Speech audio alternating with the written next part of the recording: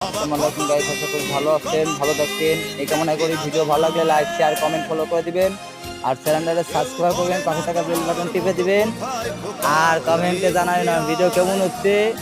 আপনিও কারা জিনিস দেখাতে আসছি তাই দেখতেছেন, তো পোল দেখছেন সেই একটা পোল, তাই যে যেখানে দেখতেছেন ভাই লাইক শেয়ার কমেন্ট করে দিবেন। এই যে এই পোলটা কতদিন ধরে করতেছে ভাই, শেষই হইতেছে না।